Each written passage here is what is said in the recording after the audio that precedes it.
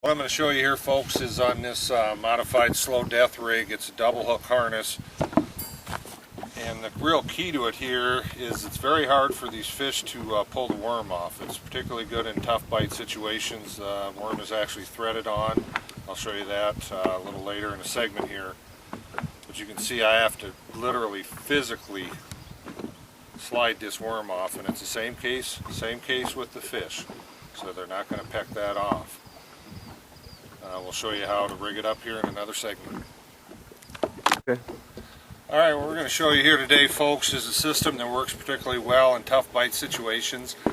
We're on Lake Oahe today. It's the 1st of July. We had a major front go through last night. We're under very hot, humid conditions here.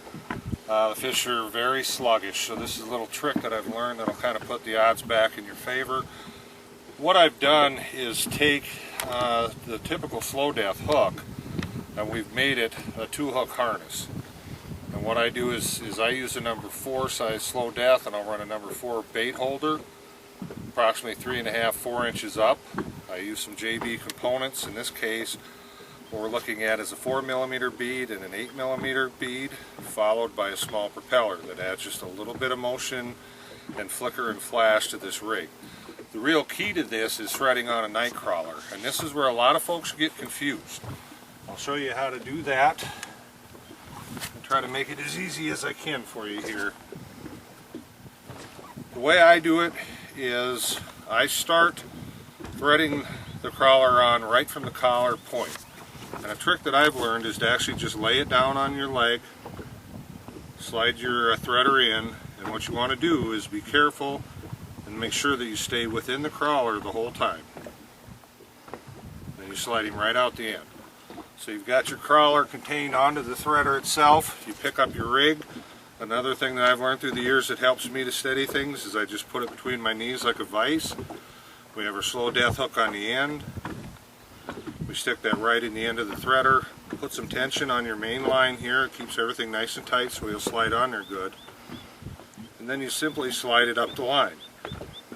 We get up to the point here. The spacing is important here too, as you see. It's just the right spacing so I can hook that crawler with that lead hook. Another important factor to consider is having that crawler on the shank of the hook and not into the hook bed. It'll allow it to spin a lot better.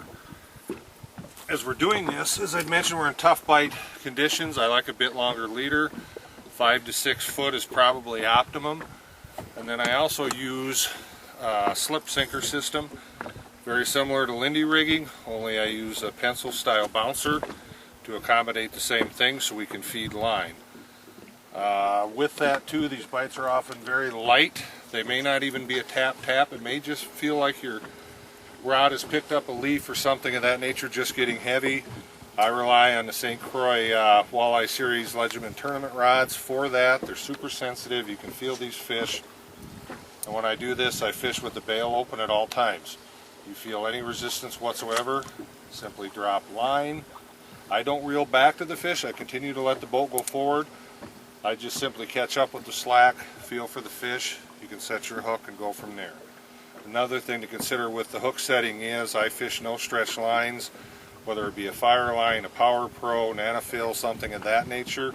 The no stretch characteristics help with your feel and also help put the hooks in these fish. All you need to do is just simply sweep up till you feel the weight and the hook's driven home. And that's pretty much the nuts and bolts of it, and we're going to drop her down and see if we can't pull a few out here.